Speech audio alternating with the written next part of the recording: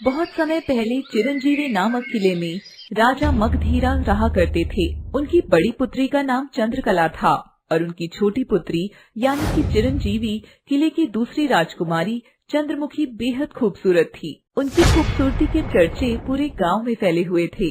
वह जहां भी जाती अपनी रोशनी से सभी लोगों को चकाचौंध कर देती थी। हालांकि चंद्रकला भी बेहद खूबसूरत थी, लेकिन चंद्रमुखी उनसे कई गुना ज्यादा खूबसूरत थी। गांव का हर व्यक्ति चंद्रमुखी की खूबसूरती से परिचित था और उनके होठ गुलाब की तरह गुलाबी गुलाबी थे। आंखें बहुत बड़ी बड़ी और काली काली थी और बदन जैसे किसी महान चित्रकार की नायाब कला। राजकुमारी चंद्रमुखी के बारे में जितनी भी तारीफ की जाए वह कम ही रहती थी। किले में कभी भी कोई गड़बड़ी नहीं होती थी, क्योंकि राजा मगधीरा हमेशा हर घटनाओं का जायजा लिया करते थे और उन्होंने पूरी सुरक्षा किले में करवा रखी थी। उनकी प्रजा भी उनसे काफी संतुष्ट थी और उनकी नजर में राजा मगधीरा उनके लिए देवता के समान थे। लेकिन दुर्भाग्यवश कुछ ही दिनों बाद अजीब अजीब तरह की घटनाएं जिले में होने लगी थी। वह घटना क्या है, यह आपको आगे पता चलेगा। एक दिन राजा मगधीरा किले के भव्य बगीचे में सेनापति रघुवीर के साथ किसी खास बात पर कुछ चर्चा कर रहे थे। तभी किले की एक दासी दौड़ते हुए आती है और लंबी लंबी सांस लेने लगती है। अरे क्या बात है, तुम इतनी परेशान क्यों लग रही हो नंदिनी? नंदिनी राजा मगधीरा की पत्नी रानी बागेश्वरी की खास दासी थी। वह रानी की बातें किसी को भी नहीं बताया करती थी और काफी वफादार और समझदार थी। गुस्ताखी माफ हो राजा जी, लेकिन आपको ये बात बतानी अभी जरूरी है, नहीं तो अनर्थ हो जाएगा। आप जल्दी से चलकर देखिए महाराज, हमारे किले की सबसे वफादार द्वारपाल सैनिक अग्रसेन बहुत ही ज्यादा जख्मी हो गया है और वह कुछ बातें किले के सभी लोगों के सामने बोल रहा है जो बिल्कुल असत्य व अजीब सी लग रही हैं। वह बार बार आपका नाम ले रहा है। वह कह रहा है कि महाराज को मरने से पहले कुछ बताएगा। ठीक है, जल्दी से चलो, आखिर क्या हुआ है उसे? सेनापति रघुवीर और राजा काफी चिंतित हो जाते हैं और जल्दबाजी में किले के दरवाजे के पास जाते हैं। वहाँ पर प्रजा के सभी लोग एकत्रित हो रहे थे और घायल अग्रसेन को नीचे लेटा हुआ देख रहे थे। अग्रसेन काफी दुख और दर्द से चिल्ला रहा था, लेकिन उसमें थोड़ी सी जान बची थी। साथ ही साथ वह कुछ बोल भी रहा था।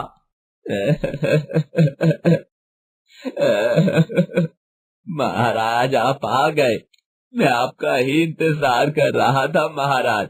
मैं मरने से पहले कुछ बातें बताना चाहता हूँ महाराज। हाँ, तुम ज्यादा कष्ट मत करो अग्रसेन, तुम्हें बहुत ज्यादा चोट आ गई है, तुम काफी जख्मी हो। बस हमें ये बताओ कि ये सब आखिर किसने किया है, हम उसे बिल्कुल भी नहीं छोड़ेंगे। महाराज मुझे ये कहते हुए बहुत बुरा लग रहा है कि इस किले को किसी की नजर लग गई है। महाराज वो नकाब लगाई हुई लड़की मेरी बेटी को भी लेकर चली गई। मैं उसका चेहरा बिल्कुल भी नहीं देख पाया, लेकिन उसके शरीर से एक अलग प्रकार की खुशबू निकल रही थी। इस तरीके की खुशबू को मैं घर के आसपास 6-7 दिनों से महसूस कर रहा था, लेकिन मुझे इस बात का बिल्कुल भी पता नहीं था कि वो सब काम किसी जादूगरनी का है। मेरी बेटी जब खाना बना रही थी तो अचानक से एक नकाब पहनी हुई लड़की पीछे से आई। उसने काले रंग के कपड़े पहने हुए थे। वो किसी बड़े पक्षी के जैसे लग रही थी, जैसे किसी पक्षी का भेष धारण किया हो उसने अपने दोनों हाथों को फैलाया किसी पक्षी की तरह और मेरी बेटी को अपने आगोश में ले लिया। उस समय मैं कमरे के अंदर प्रवेश ही कर रहा था कि मैंने ये सब देखा। मुझे तो बिल्कुल यकीन नहीं हो रहा था। मैंने उसे रोकने की कोशिश करी तो उसने मुझे अपने पंजों से जोर से मेरे सीने पर मारा, जिससे मुझे इतनी सारी चोट लग गई। इससे पहले कि अग्रसेन सारी बातें बता पाता, उससे पहले ही उसकी जान चली जाती है। राजा को काफी दुख होता है कि वह अग्रसेन की जान नहीं बचा पाए। वह बड़े से बड़े हकीम को बुलाते हैं, लेकिन कोई भी फायदा नहीं मिलता है। इस घटना के बाद पूरा राज्य एक बड़े भय में आ गया था और सभी लोगों को डर लग रहा था कहीं अगली बारी उनकी कन्याओं की तो नहीं है। सब लोग अपनी बहू बेटियों को घर से बाहर निकलने के लिए मना करने लगे। राज्य में इस तरीके की फैली हुई अफवाह तफरी से राजा मगधीरा बहुत चिंतित हो जाते हैं और सेनापति और राज्य के मुख्यमंत्रियों से इस काम के लिए सलाह मांगते हैं। महाराज ये तो वही नकाब वाली लड़की लगती है जो कि हमारे किले और राज्य की सुंदर कन्याओं को उठाकर ले जाती है। और उसके बाद कुछ भी उन कन्याओं के बारे में पता नहीं चलता महाराज। महाराज, आपने इस बात को जनता से छुपाने के लिए कहा था, लेकिन अब जनता को पता चल चुका है कि राज्य में किसी जादुई नकाब वाली औरत का साया मंडरा रहा है और वो इस किले की सुंदर कन्याओं को बिल्कुल भी नहीं छोड़ेगी। इसके बाद राजा अपने सारे सैनिकों को हर जगह तैनात कर देते हैं और उन्हें उस जादुई नकाब वाली लड़की को पकड़ने के लिए आदेश देते हैं। ऐसे ही कुछ दिन बीत जाते हैं, लेकिन लड़कियां कुछ दिन गायब नहीं होती। तभी अचानक एक मनहूस दिन आता है जब राजकुमारी चंद्रमुखी का कोई अपहरण कर लेता है, और यह बात बिल्कुल जाहिर थी कि यह काम उसी जादुई नकाब वाली लड़की ने किया है। उस वक्त राज्य की सैर करने के लिए राजकुमारी सारथी अनुज किशोर के साथ रथ में बैठकर गई थी। इस घटना से पूरा राज्य महल सदमे में आ जाता है। उस समय राजा राजमहल में सभी राज्य मंत्रियों के साथ थे। तभी रानी बागेश्वरी रोते हुए राजा मगधीरा के पास आती है और फूट फूट कर रोने लगती है। राजा जी, ये क्या हो गया है? हमारी राजकुमारी को कोई उठा कर ले गया है। मैं उसके बिना एक पल भी नहीं रह सकती। नकाब वाली जादूगरनी ने अनुज किशोर को भी मार दिया है। जल्दी से आप कुछ कीजिए और मेरी पुत्री को मेरे पास ले आइए, नहीं तो मैं अपने प्राण अभी त्याग दूंगी। अरे रानी बागेश्वरी, आप ये कैसी बातें कर रही हैं? आपको अपनी जान देने की कोई जरूरत नहीं है। मैं उस नकाब वाली लड़की को तुरंत ढूंढ लूंगा और उसको जान से मार दूंगा। उसने मेरी पुत्री को मेरे महल से उठाने का दुस्साहस किया है। इसके लिए उसको बड़ी से बड़ी सजा दी जाएगी। आप बिल्कुल न रोएं महारानी, बिल्कुल भी। राजा जैसे तैसे रानी को संभालते हैं और उन्हें अपने कक्ष में भिजवा देते हैं। अब राजा के ऊपर यह बहुत बड़ी जिम्मेदारी आ गई थी कि किस तरह से उस नकाब वाली लड़की को पकड़ा जाए और अपनी पुत्री को भी उससे बचाया जाए। वह सेनापति रघुवीर और अपने बड़े पुत्र चंद्रकिशोर के साथ मिलकर उसे बहुत जगह ढूंढते हैं, लेकिन राजकुमारी का पता नहीं चलता। कोई सबूत नहीं मिल रहा था जिससे कि उस नकाब वाली जादूगरनी का पता चल सके कि वह कहाँ रहती है। किसी को भी उसका नाम भी नहीं पता था, क्योंकि वह लड़कियों को लेकर किसी हवा में गायब हो जाती थी और उसके बाद कभी भी दिखाई नहीं देती थी। कुछ दिनों बाद महल की राज्यसभा में, अब आप ही बताइए राज्य मंत्री मनोविजय, आपने तो बड़े से बड़े समस्याओं का हल निकाल डाला है। अब आपको इस समस्या का हल निकालना होगा। आप बिल्कुल चिंता न करें राजा मगधीरा, मैंने इस समस्या का एक उपाय सोच लिया है। हाँ राज्य मंत्री, जल्दी बताइए क्या उपाय है। आप आज ये घोषणा करवा दीजिए कि राजकुमारी चंद्रमुखी को जो कोई भी बचाकर महल में वापस लाएगा बेशुमार दौलत दी जाएगी। साथ ही साथ उसे राज्य दरबार में एक खास जगह भी दे दी जाएगी। राज्य मंत्री मनोविजय, ये बहुत ही अच्छा उपाय आपने हमें दिया है। मैं आशा करता हूँ कि उपाय जरूर काम आएगा। अभी शाम को पूरे राज्य में यह घोषणा करवा दी जाती है कि जो भी राजकुमारी को वापस लाएगा उसे बेहद बड़ा इनाम दिया जाएगा।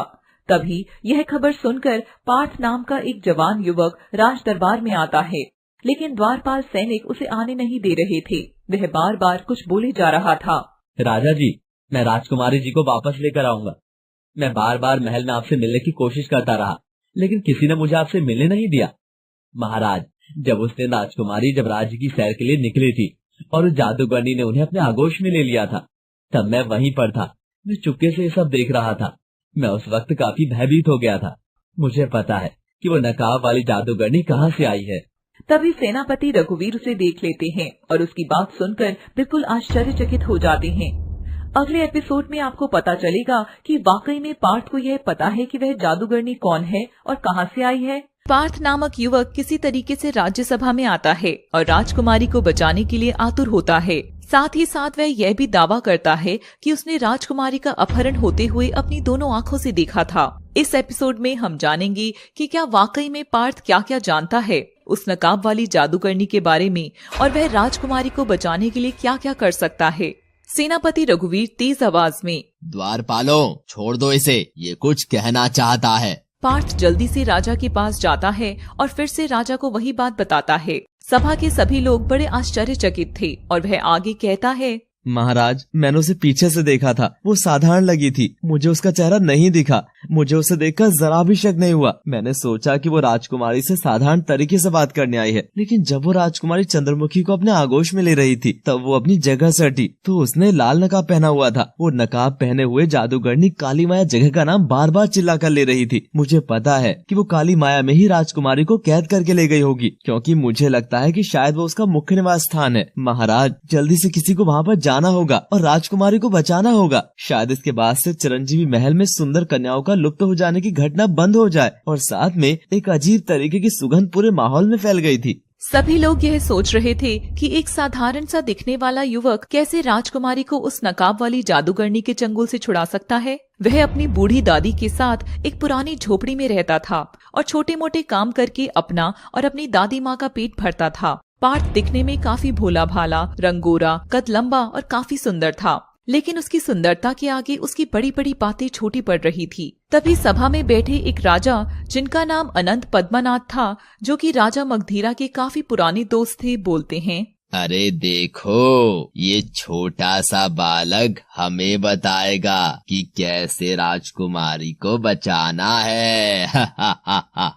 जाओ पुत्र, तुम अपने घर जाओ, ये तुम्हारे बस की बात नहीं है। राजा मगधीरा भी सोचने लगते हैं कि ये साधारण सा दिखने वाला युवक कैसे मेरी बेटी को बचा सकता है और गुस्से में बोल उठते हैं, अरे ओ मूर्ख बालक, तू यहाँ हमारा समय बर्बाद करने क्यों आया है? आप ऐसा मत कहिए महाराज, आप मुझ पर विश्वास रखिए। आप दूसरे सैनिकों को भी भेजिए राजकुमारी चंद्रमुखी को ढूंढने के लिए। मैं आपकी खोज को रोकने की बात नहीं कर रहा हूँ। आप अपने सैनिकों को भी भेजिए, लेकिन मैं भी आपकी बेटी को बचाने का वादा करता हूँ। वहाँ पर महाराज अनंत पद्मनाथ का पुत्र अमर्त्य सेन भी बैठा हुआ था। वह पार्थ की इतने साहस से भरी बातों को सुनकर बहुत गुस्सा हो जाता है। दरअसल अमर्त्य सेन राजकुमारी चंद्रमुखी से बहुत प्रेम करता था और वह उसे शादी रचाना चाहता था। कुछ दिनों बाद ही उन दोनों की शादी की घोषणा महल में होने वाली थी, लेकिन ऐसा होने से पहले ही राजकुमारी का उस जादूगरनी ने अपहरण कर लिया।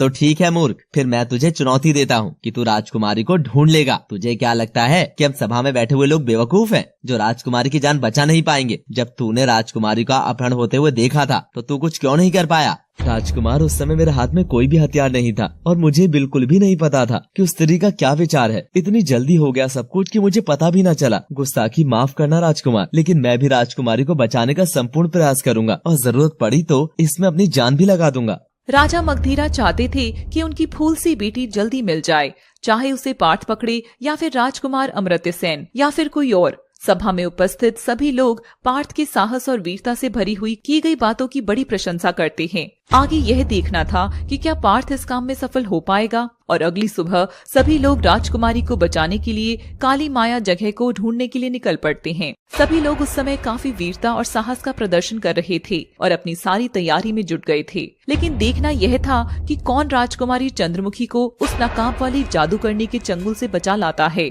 पार्थ अपनी दादी के साथ झोपड़ी में। दादी माँ, मैं आपको ये बताना चाहता हूँ कि हमारे देवता समान राजा मगधीरा की सुपुत्री चंद्रमुखी का किसी नकाब वाली जादूगरनी ने अपहरण कर लिया है। अगर उन्हें समय पर ना बचा सके तो न जाने वो जादूगरनी हमारी राजकुमारी के साथ क्या कर दे। इसीलिए दादी माँ, मुझे आज्ञा दे कि मैं राजकुमारी चंद्रमुखी को सही सलामत चिरंजीवी महल में उनकी जान बचाकर राजा मगधीरा के सामने प्रस्तुत कर सकूं। इस वक्त मुझे आपके आशीर्वाद की बहुत जरूरत है। ठीक है बेटा, लेकिन तू मेरा एक लौता सहारा है। मैं ये बिल्कुल भी बर्दाश्त नहीं करूंगी कि मेरे पोते को कोई भी नुकसान हो। तू संभल कर जाना और जल्दी राजकुमारी को सुरक्षित उनके किले पर पहुंचा देना। मैं यहाँ तेरी सलामती की प्रार्थना करूंगी। तभी वहाँ पर सुकुमारी भी आ जाती है। दादी माँ, बिल्कुल भी चिंता न करें। आपकी देखरेख करने के लिए सुकुमारी हमेशा आपके साथ रहेगी। जब तक मैं वापस नहीं आ जाऊंगा ये यहीं पर रहेगी। इसके बाद पार्थ का बचपन का दोस्त धनविजय वहाँ पर कुछ जरूरी सामान लेकर आ जाता है, जो कि पार्थ के साथ इस लंबे सफर में उसका साथ देने वाला था।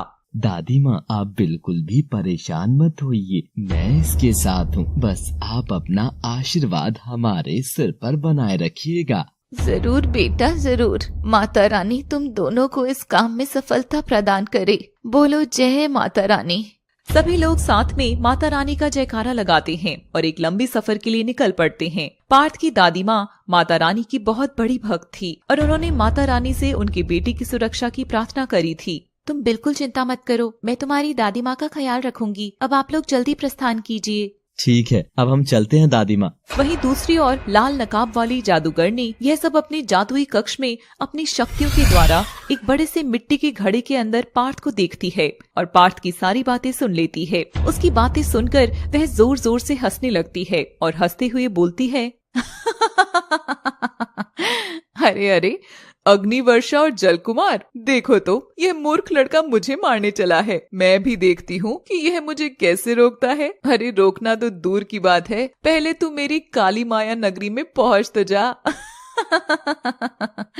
उसके बगल में ही जल कुमार और अग्नि वर्षा खड़े थे। जल कुमार का नाम जल कुमार इसलिए पड़ा था क्योंकि वह अपनी शक्तियों से बाढ़ भी ला सकता था और हर जगह पानी पानी कर सकता था। वहीं दूसरी ओर अग्नि वर्षा का नाम अग्नि वर्षा इसलिए पड़ा था क्योंकि वह अपने मुंह और हाथ से किसी के भी ऊपर अग्नि की वर्षा कर सकती थी और 2 मिनट में उसको राख बना सकती थी। अब देखना यह था कि पार्थ और उसका साथी इन सभी राक्षसों का सामना कर पाते हैं या नहीं। उन दोनों को तो बिल्कुल भी नहीं पता था कि उनके रास्ते में क्या क्या समस्याएं आने वाली हैं। जी महारानी गौतमी, मैं भी देख रहा हूँ सब। ये तो ऐसे बातें कर रहा है जैसे कि मदरा पी कर आया है। हा। ये मूर्ख अभी हमारी शक्तियों से परिचित नहीं है। इस समय जादूगरनी अपनी काली माया नगरी में अपने पुराने किले में है, जिसका रंग बेहद काला और झुर्रियों से भरी चमड़ी, पथरीला चेहरा है। उसे किले के अंदर यह सब लोग बात कर रहे हैं। आने दीजिए महारानी, हमें भी खूब मजा आने वाला है। पार्थ और उसका दोस्त धनविजय जंगल की ओर जाते हैं और वह दोनों जंगल के रास्ते से जा रहे हैं। पार्थ, मैं तो चलते चलते बहुत थक गया हूँ, थोड़ा सा रुक जाते हैं। ये बताओ कि सबसे पहले हमें क्या करना है पार्थ? मैंने सुना है कि राजकुमार ज्ञानेंद्र के पास एक जादुई किताब है। अगर हम वो जादुई किताब उनसे ले लें तो हमें उस जादूगरनी के बारे में कुछ न कुछ जरूर पता चल सकता है। और मैं इस जंगल में इसलिए आया हूँ क्योंकि राजकुमार ज्ञानेंद्र इस जंगल में अक्सर शिकार करने के लिए आया करते हैं और मुझे कहीं से पता चला है कि वो आज शिकार पर निकले हैं। महल में तो हमें कोई जाने नहीं देगा, इसीलिए ये अच्छा मौका है उनसे मिलने का। राजकुमार की झाड़ियों के बीच से बहुत तेज चीखने की आवाज आती है और वह दर्द से करहाने लगते हैं। अगले एपिसोड में हम जानेंगे कि क्या वो राजकुमार जिनेंद्र थे या कोई और व्यक्ति। किस तरह एक आदमी दर्द से करहा रहा था। इस एपिसोड में आप दिखने वाले हैं किस तरह पार्थ राजकुमारी को बचाने के लिए किन किन समस्याओं का सामना करता है और कौन कौन सी बुरी शक्तियाँ उसके सामने आती हैं। जानने के लिए बने रहिए हमारे साथ अंत तक। हे भगवान, कौन दर्द में तड़प रहा है? चलो जल्दी, धनविजय जल्दी आओ। उसके पास पहुंचते हैं तो देखते हैं कि वह राजकुमार जिनेंद्र थे जो दर्द से करहा रहे थे। राजकुमार एक हिरण को मारने के चक्कर में उसका पीछा करते करते अपने सैनिकों को पीछे छोड़ आए और अकेले ही उसका पीछा करने लगे थे। अनजाने में उन्होंने एक नाग के ऊपर पैर रख दिया और उस नाग ने राजकुमार के पैरों में डस लिया। ये तो राजकुमार ही है, लगता है इन्हें किसी सांप ने डसा है। पार्थ, अब हम क्या करें बताओ? जल्दी कुछ करना होगा, नहीं तो राजकुमार की मौत हो जाएगी। पार्थ, इस समस्या का केवल एक ही उपाय है, मुझे राजकुमार के जहर को चूसना होगा क्योंकि अभी तो कोई सेवा भी उपलब्ध नहीं है। इसके तुरंत बाद पार्थ राजकुमार के पैर के सांप का डसा हुआ जहर चूसने लगते हैं और थोड़े समय में उनकी तबीयत सुधरने लगती है। लेकिन वहीं दूसरी ओर पार्थ को चक्कर आने लगते हैं और वह वहीं बेहोश होकर गिर जाता है। राजकुमार होश में आने के बाद धनविजय से उसका और पार्थ का नाम पूछते हैं और अपनी जान बचाने के लिए धनविजय को शुक्रिया अदा करते हैं, लेकिन वह पार्थ के लिए चिंतित हो जाते हैं। तभी होश में आ चुके राजकुमार जिनेंद्र आसपास जाकर चारों ओर अपने द्वारपाल सैनिकों को जोर से आवाज देते हैं और कुछ देर में सैनिक वहां पर उपस्थित हो जाते हैं। अरे महाराज, आप ठीक तो है ना? बताइए क्या हुआ, हम क्या करें? सैनिकों, जल्दी से इस नौजवान युवक को उठाओ और घोड़े पर बिठाकर मेरे महल की ओर ले चलो। आप भी चलिए नौजवान युवक धनविजय। दोनों द्वारपाल सैनिक धनविजय और राजकुमार जिनेंद्र महल में पहुंच जाते हैं और पार्थ की अच्छे से देखभाल की जाती है। थोड़ी देर बाद एक हकीम को भी बुलाया जाता है और देखते ही देखते पार्थ की तबीयत शाम तक ठीक हो जाती है। जैसे ही वह होश में आता है, वह तुरंत ही राजकुमार से उस मार्गदर्शक जादुई किताब के बारे में पूछने लगता है। गुस्ताखी माफ हो राजकुमार, लेकिन क्या मैं आपसे एक प्रश्न पूछ सकता हूँ? अरे आप ये कैसी बातें कर रहे हो पार्थ? आपने हमारी जान बचाई है। आप एक नहीं, जितने चाहे उतने प्रश्न पूछिए, हम खुशी खुशी जवाब देंगे। क्या आप मुझे अपनी जादुई किताब के बारे में कुछ बता सकते हैं? आपको तो ये पता ही होगा कि मैं राजकुमारी चंद्रमुखी की खोज के लिए निकला हूँ। राजकुमार बिना सोचे समझे उस किताब के बारे में पार्थ को बताने लगते हैं, लेकिन सबसे पहले वह अपनी दासियों को वहां से जाने के लिए कहते हैं ताकि कोई भी उनकी यह बातें सुन न पाए।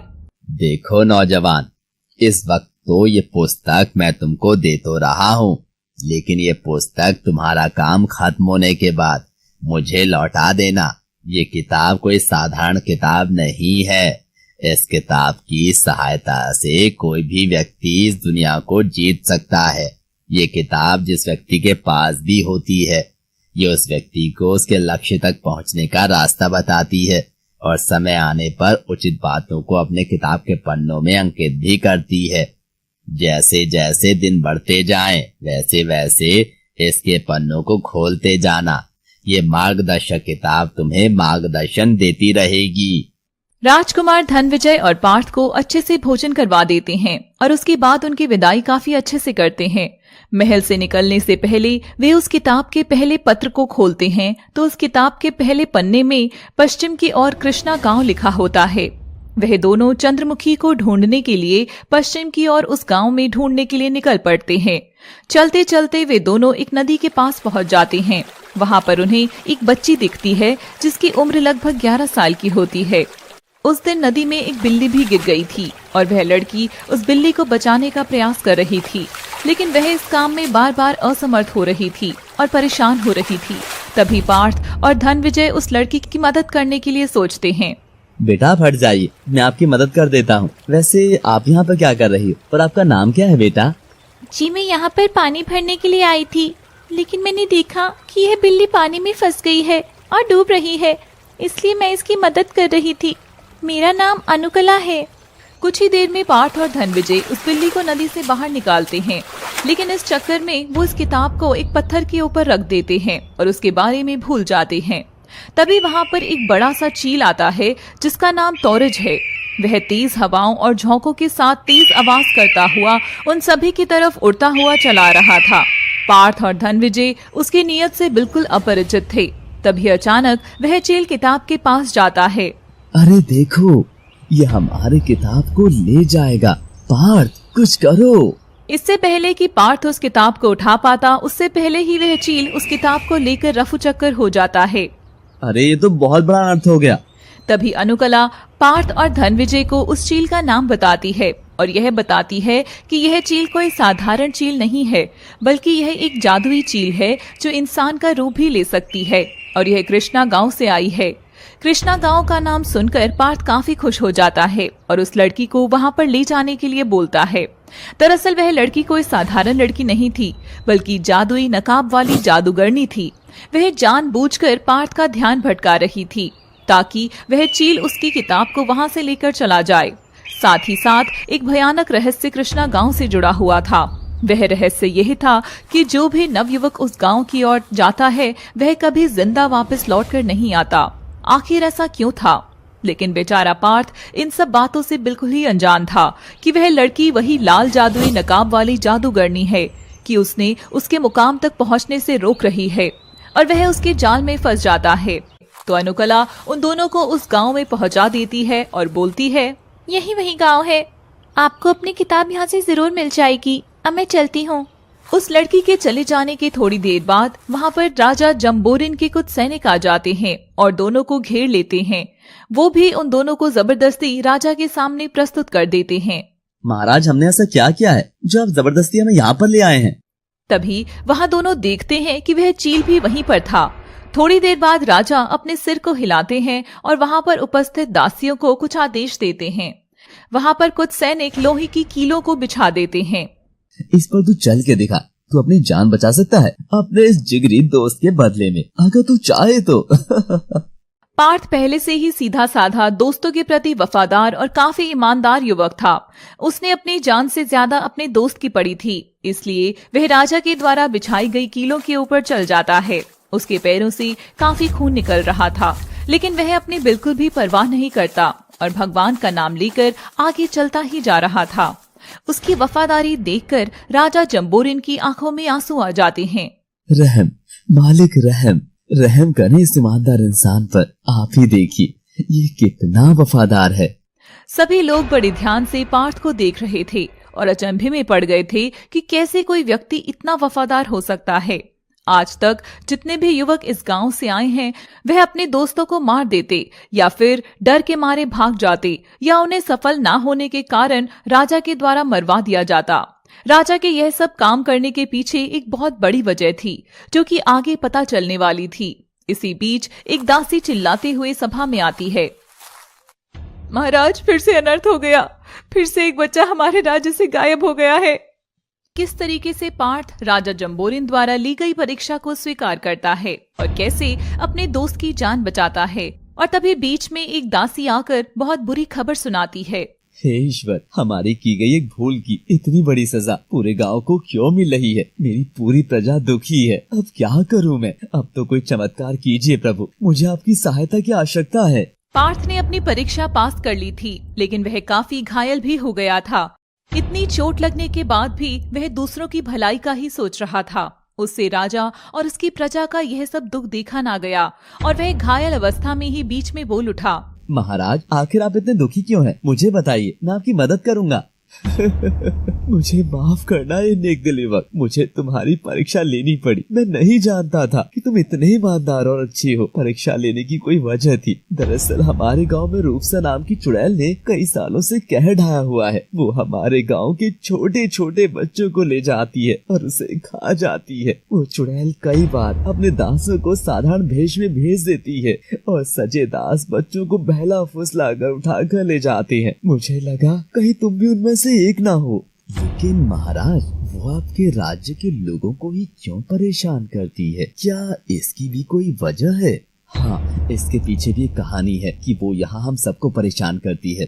दरअसल बेटा, ये बहुत पहले की बात है। हमारे गांव में रूपसा नाम की बेहद खूबसूरत युवती रहती थी। वो गांव के एक लड़के को अपना दिल दे बैठी थी, जिसका नाम भानुशाली था और उनके बीच गहरे संबंध थे। इसी वजह से वो शादी के पहले ही माँ बन गई। उसने कई दिनों तक तो किसी को भी ये बात नहीं बताई, लेकिन कुछ ही महीनों में उसकी सच्चाई पूरे गाँव वालों के सामने आ गई थी। गाँव वालों ने उसके ऊपर बहुत गंदे गंदे आरोप लगाए और मुझे बिना बताए ही उसकी जिंदगी का निर्णय खुद ही ले लिया। गांव वालों ने उसे एक पेड़ के नीचे रस्सी से बांध दिया और उसके ऊपर जोर जोर से पत्थरों से प्रहार कर उसको मार डाला और उस लड़के भानुशाली को कुएं में जिंदा ही फेंक दिया। और उस दिन के बाद से रूपसा हम सभी से अपने बच्चे और अपने पति की मौत का बदला लेती है। कुछ समय बाद एक तांत्रिक बाबा ने समस्या का हल मुझे बताया। उन्होंने मुझसे कहा कि कोई ऐसा नवयुवक जो कि मन से पवित्र हो, वफादार हो और जिसने कभी भी अपने जीवन में कोई पाप न किया हो, वो युवक ही रूपसा की जान ले सकता है। इसीलिए मैंने तुम्हारी परीक्षा ली थी और अब तुमने अपनी वफादारी का सबूत सबके सामने दे दिया है। अब तुम हमें उस चुड़ैल के जंगल से बचा सकती हो। तुम ही हो वो नवयुवक। हमारी रक्षा करो पार्थ, हमारी रक्षा करो।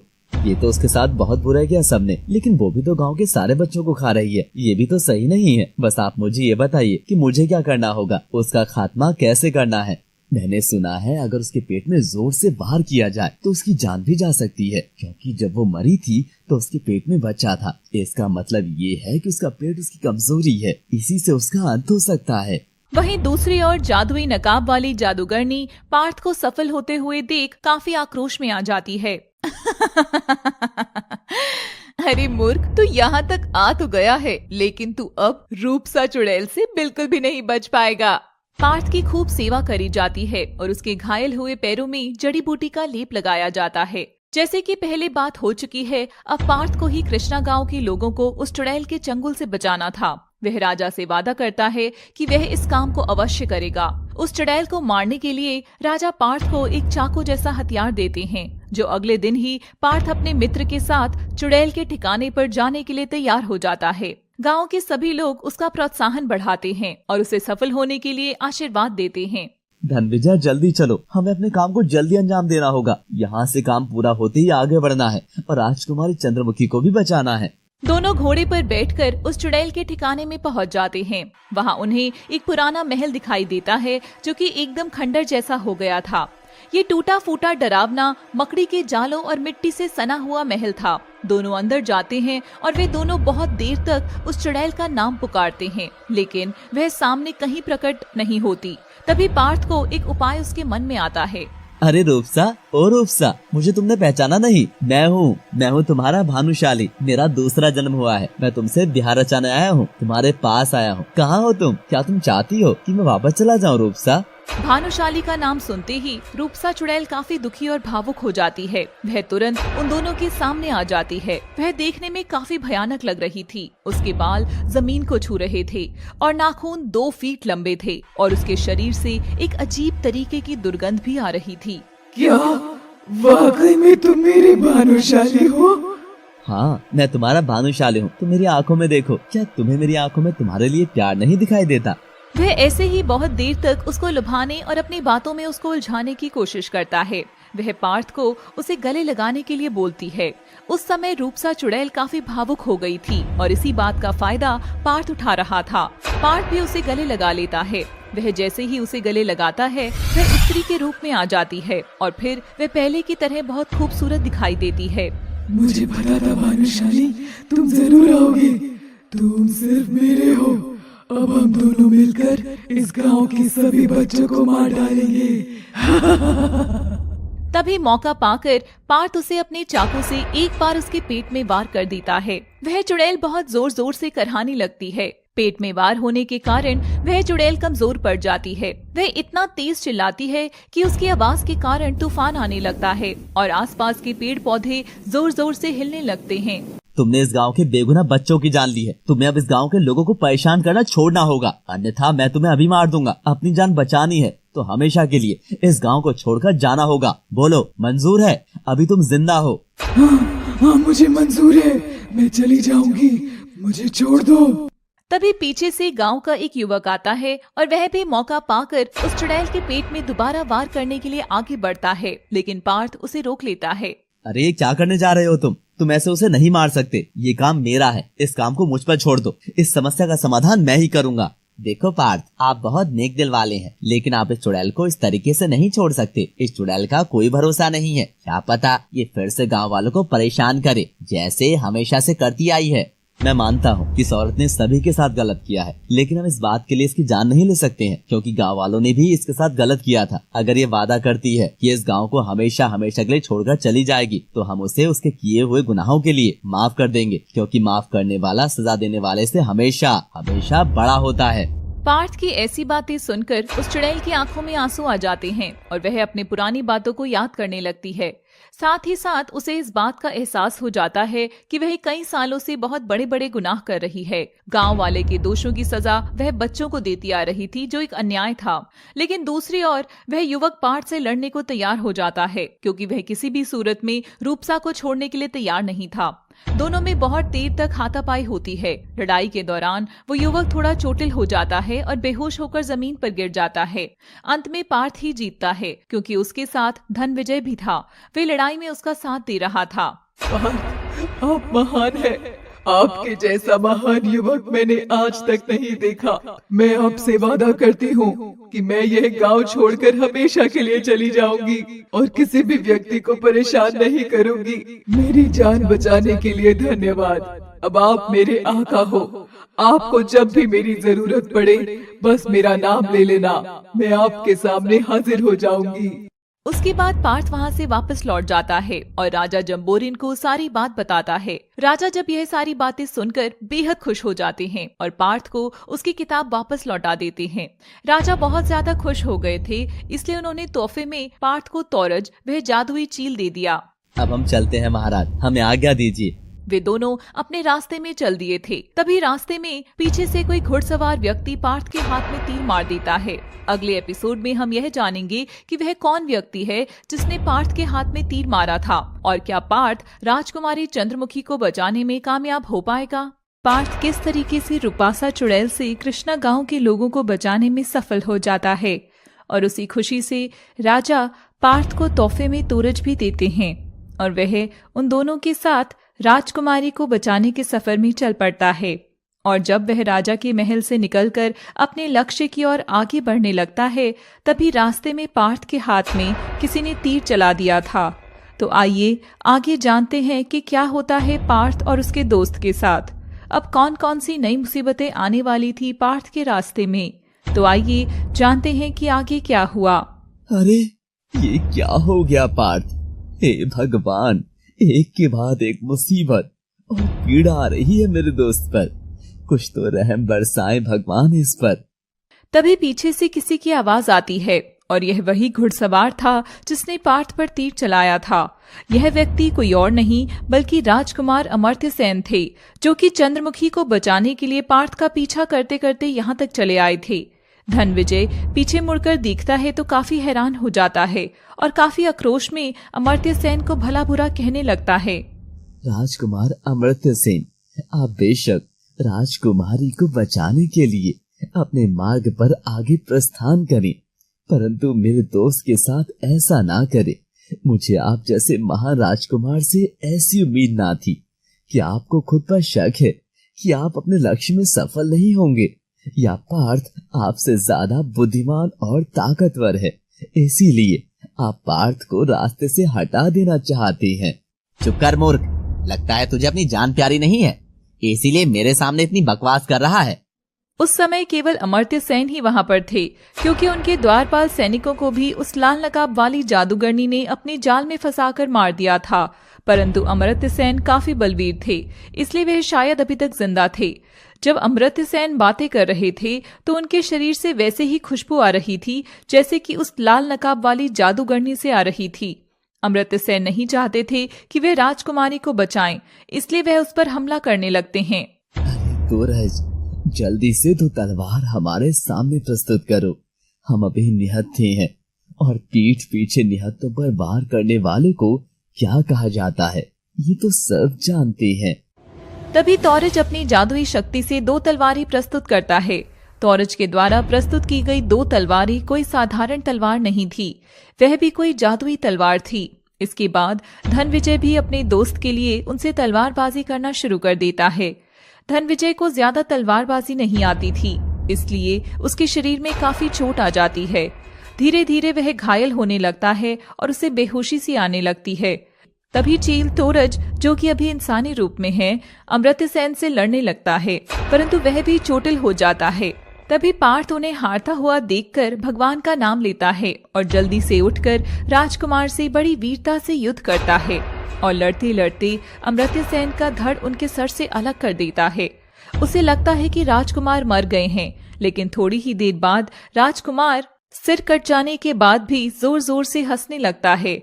घायल धनविजय जमीन में चोटिल अवस्था में बैठा हुआ था, लेकिन यह दृश्य देखकर वह आश्चर्यचकित हो जाता है और पार्थ से कहता है, अरे पार्थ, ये कैसे संभव है? ये राजकुमार के पास ये शक्ति असंभव है। ये राजकुमार नहीं है, ये वही जादूगरनी है जो शुरुआत से ही हम दोनों के लक्ष्य में बार बार बाधा ला रही है। अब तो मुझे पक्का यकीन हो गया है, ये वही है। मैंने उस खुशबू से पहले ही जान गया था इसे। तू कौन है? जल्दी बता, तू कौन है और तूने राजकुमार के साथ क्या किया? उसकी यह बात सुनकर वह नकाब वाली जादूगरनी क्रोधित हो जाती है और बोलती है, जैसे मैंने तुम दोनों को कृष्णा गांव में भेजकर उस चुड़ैल के चंगुल में फंसाया था, वैसे ही राजकुमार अमर्त्य सेन को भी मैंने वहां भेजा। चला था राजकुमारी को बचाने के लिए और देखो बेचारा अपनी जान गंवा बैठा। वह तुम्हारी तरह शातिर नहीं था पार्थ। रूपसा चुड़ैल उसे एक ही बार में खा गई। वैसे तुम जैसे वीर लोगों के सामना करने में काफी मजा आएगा। तुम्हारा इंतजार रहेगा। अरे तू क्या चाहती है? तुझे क्या चाहिए बता। जो तू चाहती है महाराज तुझे तेरे कदमों में लाकर रख देंगे। तू चिरंजीवी महल की शान को अपने उस मनहूस महल में अपहरण करके ले आई है। तेरी ये गुस्ताखी तुझे भारी पड़ सकती है। छोड़ दे राजकुमारी चंद्रमुखी को, वरना तू जान से जाएगी। अभी भी वक्त है, सोच ले, संभल जा। जिंदा रहना चाहती है तो जाने दे राजकुमारी को।